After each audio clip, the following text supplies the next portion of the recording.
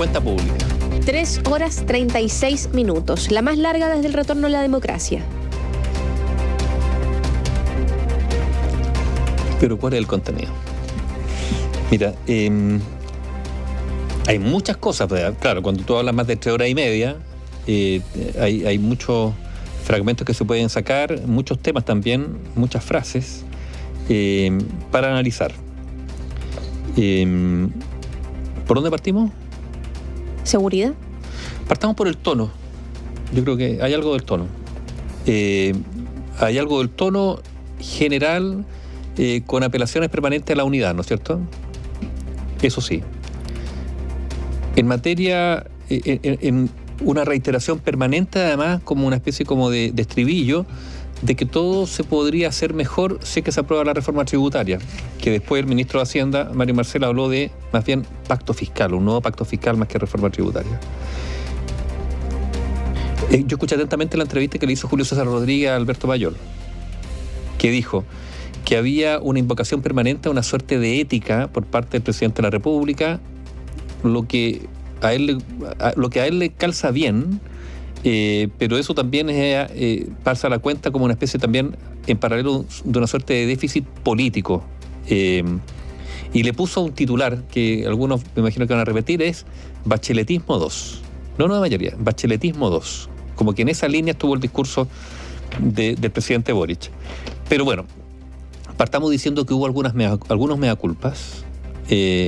Por ejemplo, en materia constitucional de lo que fue el proceso constituyente. De hecho, inicia con eso. Que esta administración, el presidente abrazó ese proceso constituyente, ¿no es cierto? Parte con eso, lo que dice el presidente Gabriel Boric es que hubo 2 puntos que quizás se tendría que haber puesto más énfasis. El primero es leer mejor las señales de la ciudadanía respecto de lo que fue la extinta Convención Constitucional con, por ejemplo, el aumento en las encuestas del rechazo previo al plebiscito de salida, entre otros puntos, y dijo que también faltó acercar lo que fue la convención a la ciudadanía porque hubo muestras de intolerancia, esa es una de las palabras que utiliza, dentro de la extinta Convención Constitucional. Dice esto, asegura que efectivamente se tiene que tomar una autocrítica ahí en ese parecer. También otra autocrítica que hace es respecto al tema educacional, lo conversábamos hace unos minutos atrás, específicamente con el tema de que ellos se abocaron mucho por lo que fue mantener las escuelas y los colegios cerrados durante la pandemia, y hoy lamentan el aumento de la deserción escolar que no se ha podido recuperar a los niveles prepandemia. Y es ahí donde el presidente también dice, tenemos nosotros que trabajar y hacer esta autocrítica porque nos la jugamos por tener los colegios y las escuelas cerradas. Parte de las autocríticas que se leen, que podríamos decir son complejas porque si uno hace un análisis de la cuenta pública del año pasado, ¿cuáles eran los puntos clave? Reformas estructurales, reforma tributaria, que se rechaza la idea de legislar, y nueva constitución que se rechaza. Como algo que estaba amarrado al programa, ¿no? Exacto. Se habían condicionado su programa a la reforma tributaria y a este proceso de nueva constitución. Ambas cosas se caen y en esta nueva cuenta pública, ¿cuáles son los puntos que se relevan? En un gran porcentaje de seguridad. De hecho, el presidente en un momento dice, ¿están cansados? Porque si quieren no hablo de seguridad. Cuando llegaba como casi a la mitad recién del discurso. Bueno, en materia de seguridad, por ejemplo, hay un hecho que, claro, ha cambiado tanto el discurso del presidente que no es novedad, pero el presidente habla de actos terroristas en el sur. Sí. Durante mucho tiempo, a Pro Dignidad en particular, se negó a calificar como actos terroristas los atentados en el sur del país. Y hoy día el presidente lo dice y esto no causa asombro, lo que habla del cambio de discurso, no sé si radical, pero en esta materia sí, radical del presidente. O sea, el presidente está hablando de que hay actos terroristas en el sur. Punto. No... Cuando lo decía el presidente anterior, Sebastián Piñera, a ver, toda la izquierda salía diciendo, no, ¿cómo que bueno, ¿cómo ha cambiado? Pero mira, yo voy a retomar lo que ayer conversamos con Néstor Augusto aquí. Estos discursos, yo creo que no es un mal discurso. Yo tengo la sensación que todas las cuentas públicas no son malos discursos en general. No, uno dice, ¿hay algún discurso de una cuenta pública que fue así un bochorno? No hay, desde el retorno a la democracia, ninguno. Creo yo. El problema, no sé si el problema, pero también estos discursos, si uno los empieza a desmenuzar, más allá de que son abordados desde la perspectiva de cada ciudadano y desde su posición política. Entonces hay algunos que lo encuentran horrible y otros que lo encuentran fantástico, y uno podría decir, no es ni tan fantástico ni tan horrible, partamos por ahí, es la credibilidad. Porque en estos discursos también los presidentes se juega la credibilidad entre lo que dicen, lo que hacen y sobre todo entre lo que dijeron y lo que ahora dicen. Entonces, por ejemplo, el presidente habla y le pega un raspacacho a los estudiantes porque señala que hay que construir soluciones a partir del diálogo, pero sin molotov ni overoles blancos. Sí. Eso es violencia política. Pero el presidente preside o dirige o representa una coalición política que validó la violencia política. Y eso así no ha sido dicho como autocrítica. La validación de la violencia política como instrumento por parte de sectores de la actual coalición de gobierno, no todos, pero lo suficiente como para decir, mira, aquí tenemos una deuda en términos de reconocer que aquí nos equivocamos, a lo menos. Eso no se ha dicho, lo primero. Respecto a ese punto, Aníbaldo, él dice, fui dirigente estudiantil, y haciéndole una especie de llamado a los estudiantes secundarios que lo están escuchando, él dice, sé que genera rabia muchas veces las conversaciones y los discursos que son de promesas que finalmente no se cumplen, pero dijo, las puertas del Ministerio de Educación están abiertas para que ustedes vengan. Efectivamente, él dice, de manera textual, con molotov ni overoles blancos es el camino de conseguir lo que ustedes quieren, pero falta quizás esa necesaria autocrítica de lo que María fue José, su respaldo a la violencia. María José, recibieron a la primera línea en el Congreso y le rindieron homenaje. A ver, si no nos olvidemos de estas cosas. Y la primera línea debe estar, por lo tanto, muy decepcionada después.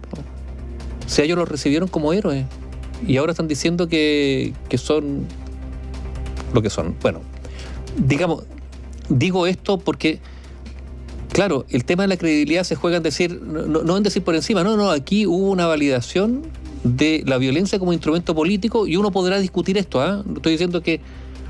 Pero hoy día se desecha por parte de quienes en algún momento la validaron. Eso es lo que quiero poner sobre la mesa y por lo tanto el tema de la credibilidad es lo que está. Ahora, el presidente por otro lado sí hace un discurso que es coherente con los tiempos y con los cambios tácticos que ha tenido que asumir la actual coalición de gobierno. Y digo tácticos por no decir estratégicos, porque no sé si son estratégicos, da la sensación por ahora que son tácticos. Porque cuando dice, ¿cambiaron las prioridades? Sí, porque cambiaron las prioridades de la gente y por lo tanto un dirigente político tiene que estar atento a aquello. Y dice que pueden seguir cambiando. Claro. Porque las urgencias sociales tienen que ir de la mano con la gestión del Ejecutivo. Eso es la táctica, porque por otro lado él ha señalado que las prioridades...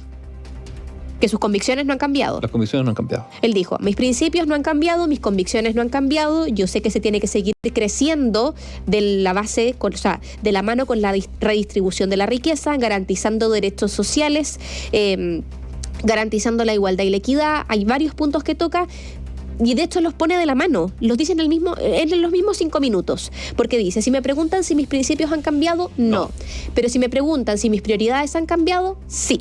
Y la pregunta es, entonces, que uno podría seguir haciéndole preguntas, ¿no es cierto? Ya que le gusta preguntarse y responderse a sí mismo, es fácil, ¿no? Tú te preguntas y te respondes. Está buena. La pregunta está bien, ya ves. ¿No han cambiado los principios? Sí. ¿Han cambiado las prioridades? Sí. ¿Han cambiado, sí? Esa es la pregunta que le podría hacer. ¿Los mecanismos para conseguir esos principios, para perseguir esos principios? Porque hubo un mecanismo que fue la validación de la violencia política. En su momento, eso ya lo desecha y da la sensación, ojo, yo podría responder por mi percepción, yo creo que sí, que está arrepentido, por ejemplo, de haber exhibido una camiseta donde aparecía Jaime Guzmán baleado, ¿no es cierto? Yo creo que ha cambiado. Falta explicitar quizás aquello. O hay videos de muchas personas que son personeros del oficialismo, que durante el denominado estallido social fueron bastante activistas de lo que fue el repudio a las fuerzas policiales, más allá de las violaciones a los derechos humanos que han sido validadas o que han sido reconocidas por organismos internacionales que... pero es que son cosas distintas. A ver si aquí claro, aquí la condena a la violación de los derechos humanos, y ahí el presidente se anota un punto, tiene que ser transversal, permanente, ineludible, y no puede ser considerado el patrimonio de un sector político, porque si no pasa a ser, a ver, esto está por encima incluso de los perfiles políticos, porque por eso estamos hablando de derechos humanos. Y el presidente haya sido bastante consistente y consecuente. Y en ese sentido, sí, digamos, punto a su favor, un 7/7 de todas maneras. Sí. Pero por eso, son, digamos, estos aspectos donde la credibilidad puede estar en juego. No, en materia de derechos humanos, nada que decir. Sí, que es algo distinto, que es la validación de la violencia política. Y yo vuelvo a recordar, digamos, el homenaje a la primera línea. Ya, eso es lo primero. Lo otro tiene que ver con... El presidente da una cuenta pública señalando que has avanzado muchísimo, que se han realizado muchos logros. Por ejemplo, en seguridad, dice. Sí. La pregunta es si la ciudadanía percibe aquello. Da la sensación que no. Él dice que se ha recrudecido la situación de la violencia. El barrio seguro ha sido un éxito. Bueno, el barrio seguro se hizo a partir de los datos de los homicidios por comuna. Pero los homicidios siguen. Y yo creo que fue una mala, además, y esto es una opinión personal, una mala manera de medirlo, porque se miden los homicidios por comuna y no por número de habitantes, lo que es la manera lógica con que uno debiera medir la tasa de homicidio, incluso en una comuna, de acuerdo al número de homicidios por tantos habitantes que se cometen. Pero bueno, ese ya es un tema más técnico.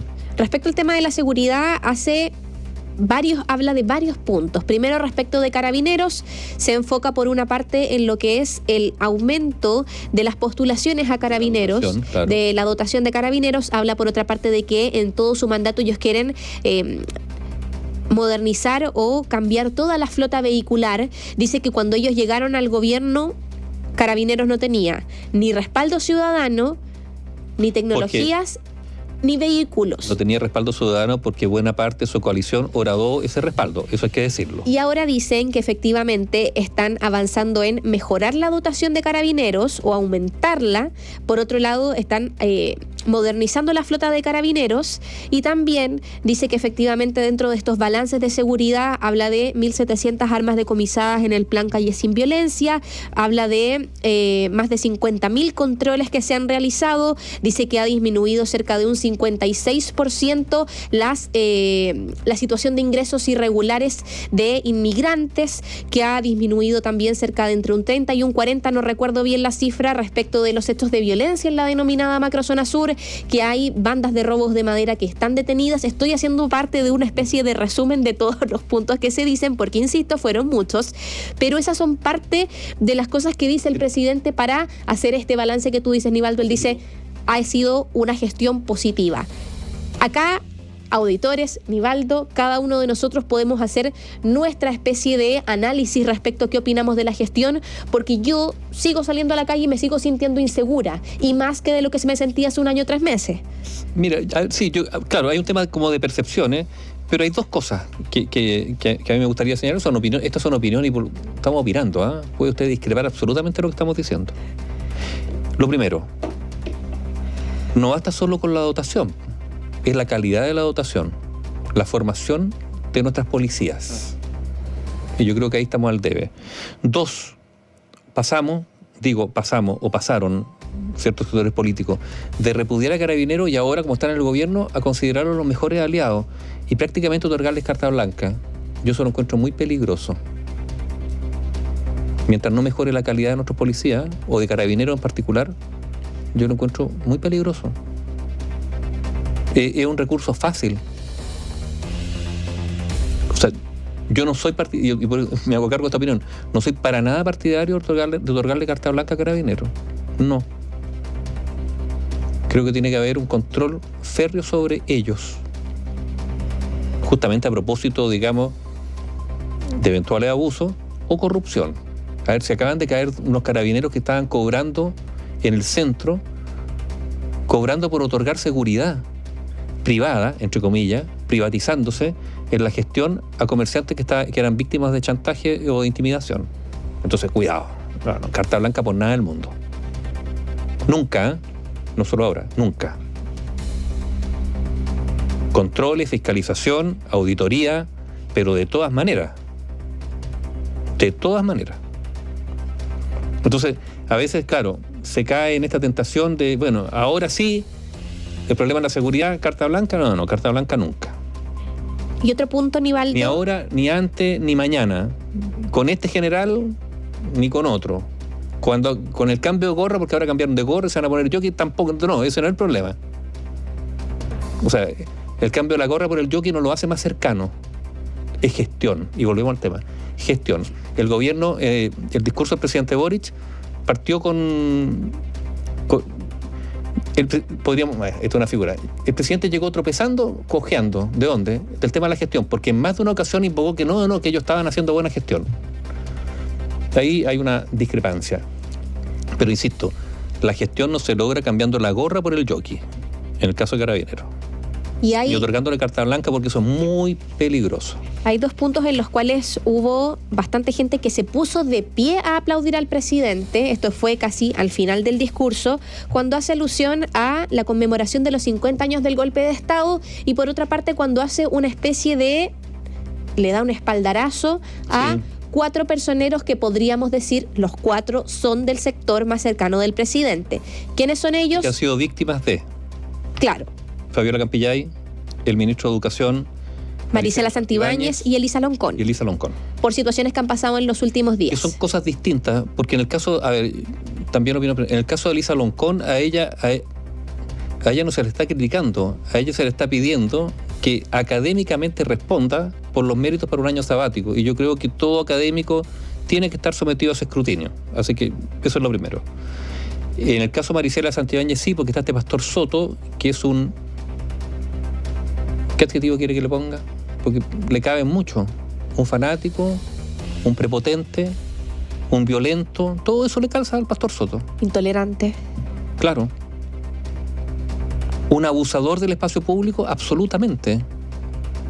Se permite hacer cosas que a otro no se le permite. Todo eso sí, entonces, sí. En el caso del ministro Ávila hubo declaraciones también, más allá de lo que nosotros... Que ayer yo no había escuchado, por eso a mí me sorprendió la declaración de Carolina Toá. Yo no había escuchado la declaración. Evidentemente tú no puedes entrar a juzgar conductas personales en virtud de las cuales, a partir, digamos, de conductas personales o inclinaciones personales o gustos personales incluso, podemos llegar a eso, para desde ahí, de un ministro, empezar a enjuiciar una política pública. Eso es de primate, se lo digo al diputado Bobadilla. El diputado Sánchez también del Partido Republicano, que dijo que hay que ponerle una banderita y ella a la educación para que se le ponga suma urgencia a todos los temas de educación. Y yo creo que son palabras lamentables que lamentablemente también seguimos viendo en el Congreso Nacional. Ahora, y que el presidente también le da el espaldarazo y nos falta... Pero yo no quiero dejar de mencionar que esto tiene que ser para los dos lados, porque Marisela Santibáñez habló y dijo que estaba bien muerto Jaime Guzmán. Esto tampoco hay que olvidarlo. Porque si no, esta cuestión es la ley del embudo, ancho para un lado y angosto para el otro.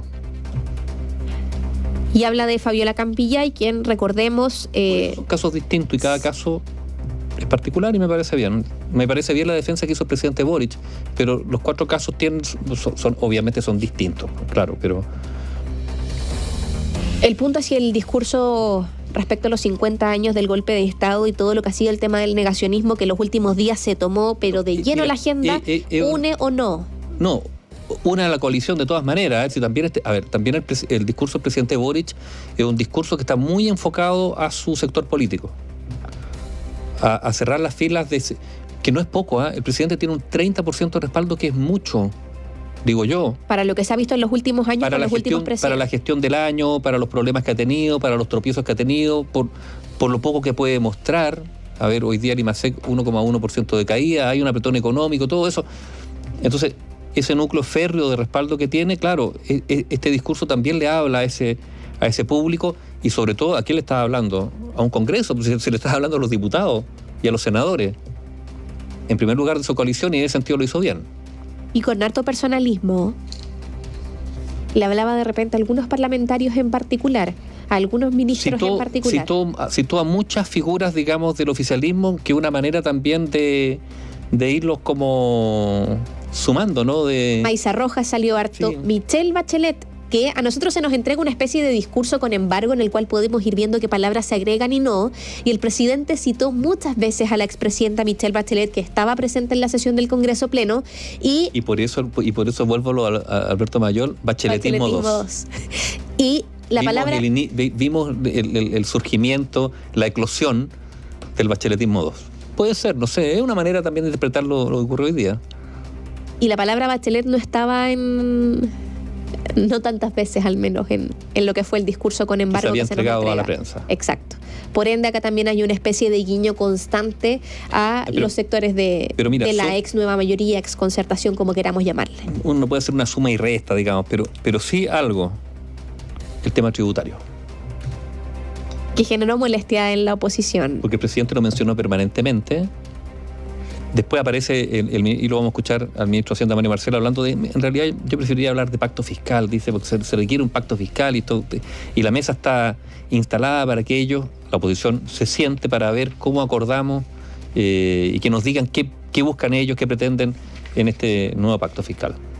Yo creo que eso va a ser el tema probablemente de las próximas semanas, porque se va a presentar la propuesta en julio. A fines de julio van a volver a insistir, dijo, insistiremos en el Senado en lo que es esta reforma tributaria o pacto fiscal, que sabemos es la raíz, o son las raíces de este programa de gobierno y de los grandes puntos que quiere poner sobre la mesa el presidente Gabriel Boric. Fue uno de los ejes que podríamos decir, o el hilo conductor de su cuenta pública respecto a cada uno de los temas que habló, de los 3 ejes: derechos sociales, seguridad ciudadana y desarrollo sostenible, que son los 3 ejes de su hoja de ruta. En los 3 ejes nombra, al menos en 2 ocasiones, la reforma tributaria como punto central para avanzar en el programa de gobierno. Por ende, si no se logra ese pacto fiscal, si no se logra esta reforma tributaria, ¿qué escucharemos el próximo 1 de junio del 2024 en su siguiente cuenta pública? Falta un año, pero efectivamente, ¿qué pasa si es que no se logra? No, o sea, yo tengo una aprensión. O sea, a ver, el presidente llega y trató de decirnos que efectivamente, a pesar de las críticas que hay, incluso críticas que yo en alguna medida comparto, digamos, de un problema de gestión, vale decir, yo he dicho, los gobiernos valen o se miden no por lo que dicen, sino por lo que hacen. Yo creo que este gobierno ha hecho mucho menos de lo que ha dicho. Problema de gestión. El presidente nos ha dicho que no hay problema de gestión. Se hizo cargo de una crítica que circula, ¿no es cierto? Dice, no, aquí no hay problema de gestión y esto lo demuestro porque hemos hecho esto. Pero para seguir haciéndolo bien necesitamos esa reforma tributaria. O sea, ¿qué es lo que necesitamos? Dice, que el gobierno tenga más para gastar. Eso es, ¿no es cierto? Pero el gobierno no responde a una pregunta que es obvia. ¿Y qué garantía nos da de que el Estado lo va a gastar bien? Porque han aumentado las contrataciones en el Estado, y yo no sé si eso ha significado un mejor desempeño. Siempre ponemos el ejemplo del registro electoral, ¿no es cierto? El Estado ha contratado miles de personas más al cabo de un año.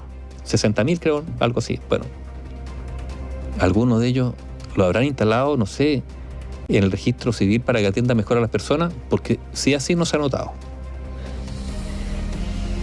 Nada, 0 se ha notado. Entonces la pregunta está bien. Y yo creo que, y es también una opinión personal, yo creo que se requiere una reforma tributaria, yo creo que sí, pero que se gaste bien. Para recaudar más, pero no solo para recaudar más, sino para gastar mejor lo que el Estado gasta. De eso se habló poco, o no lo escuché yo.